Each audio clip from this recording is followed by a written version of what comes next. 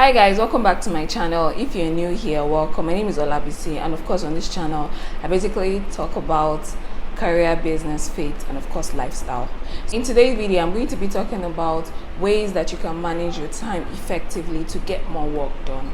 So if you're very much interested in watching, definitely keep doing so. So the truth about it is, like they say, if you find it hard to manage your time, it is hard for you to be able to manage your life, because time is life, life is time, that kind of thing. So it's very important for you to be able to know how you effectively manage your time so that you can get things done and you still be able to have more time to be able to do other fun stuff as well. So in today's video I'm going to be sharing how and ways that I use to manage my time effectively. Tip number one is to shift mindset. So shift mindset meaning that you have to be able to understand that the fact that you have a long list of to do, I have to do this, some 20 things to do and things like that, doesn't make you a productive person really. But what really makes you to be able to be productive is the fact that you've been able to identify things that are very, very important. For me, I actually learned this thing. So a couple of people that I look up to, and one of the things that they try to talk about is, which I've also seen has worked for me, is try to just limit your to-do list as much as possible. So before now I usually share like a lot, okay, like I have to do this, but now I just break it down to the top three. What's the most important three things that is very, very important today, that once I achieve, girl, you're good to go. So those are the things that I majorly focus on. I try as much as possible to achieve it. So instead of having to do a long list, and that's, for me, the mindset shift of having to understand that it is not by the length of the list, but it's how well you're able to prioritize it and focus on the most important tasks per time. So that has been something that has really, really worked for me as well. So I try to limit my tasks to what are the three things I really want to achieve today, and then I write it down and I make sure that those are the major things that I try to achieve. So number two is to notice your pattern. What typically works for you? For some of us, we like to use like paper journals like this, whether something like this or something, as people do like the smaller version. The most important thing for you to understand is that just notice what pattern works for you. You can try different things. So for me, I actually use this, but at the same time I also do a bit of calendar blocking. So especially for tasks that I know that there are recurring things that I need to do on a regular basis, so I try to like just block my calendar in terms of doing those tasks as much as possible. Actually helps you to be able to, for me, it actually helps to focus your mind on tasks to do part-time. For example, you can actually plan out what you do on an hourly basis. You know, you can actually plan out, oh, I wake up so time, I have to pray. If you're a Christian, you have to pray, you have to read the Bible, you have to do this, then have your baths, that kind of thing before work starts. Like, you have to kind of like have a schedule that works for you basically. So that way it helps you to be able to focus on things that are very important. Prevents us from actually achieving more is actually distraction. So distractions can be distraction from your phone, it can be distraction from people around you, it can even be you distracting yourself, like working and then you're just bored, you're working on a particular document or a proposal, for example, and you're just bored, and the next thing is, please let me just go and carry my laptop and just watch, that kind of thing. But you know that this task is very important, it has a deadline.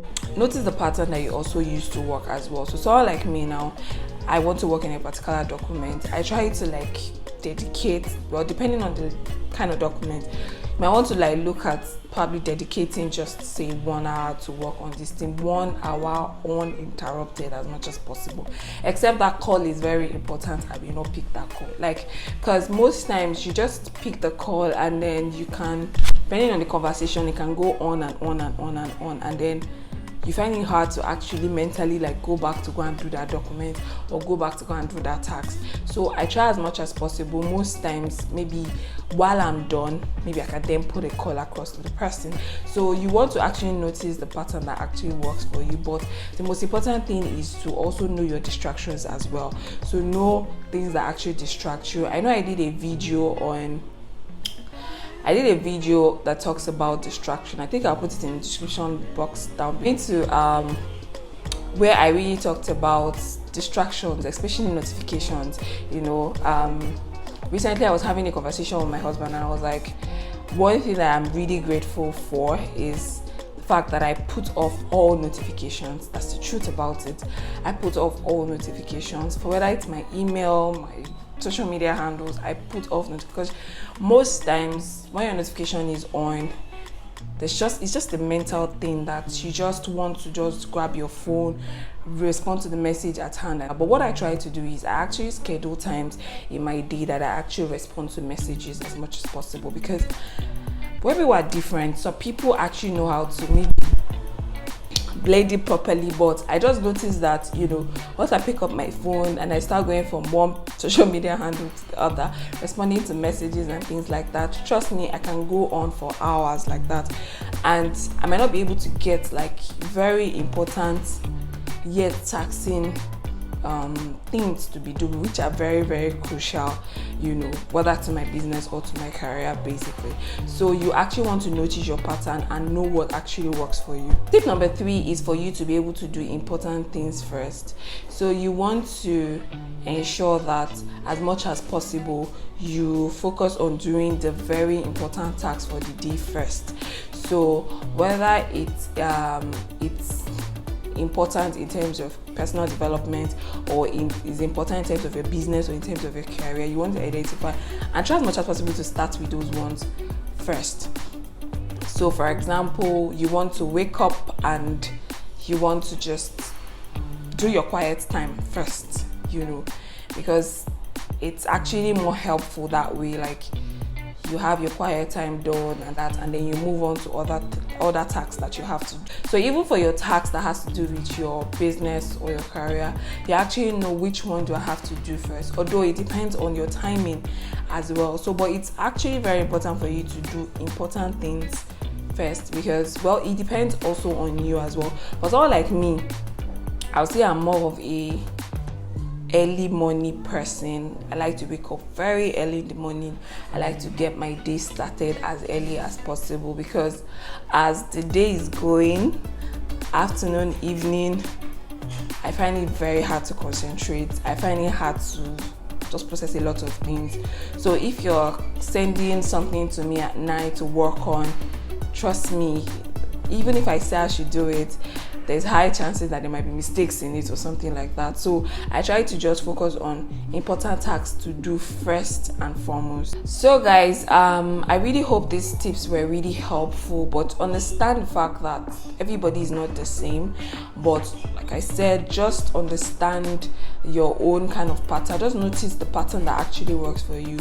But you also have to ensure that you also balance things as well. So you are not just working, whether on your business or career, and then you're leaving your family out or you're leaving your partner out. So you want to ensure that you actually plan them into your day. So for example, if you're a working class and your husband is also or your partner is also a working class, you know that maybe mornings are, you guys might not be able to have conversations in the morning, maybe apart from praying together. That's if you do that every day. And then most times, probably the easiest time to really talk or to actually have good time will be in the evenings. So you want to ensure that you get your day sorted out as much as possible. But of course, like I said, depending on you, you might be a business owner, your partner might be someone that has a 9 to 5. But basically, just try as much as possible to just balance things. And another thing I think will be very helpful also is you evaluating what you do on a day-to-day basis. So you have 24 hours. How do you portion each hour to fit what you're trying to do? So what I mean is, how many hours am I required to do something that has to do with my career or my business or my family, or spiritual things, whether in terms of prayers, my Bible study and things like that?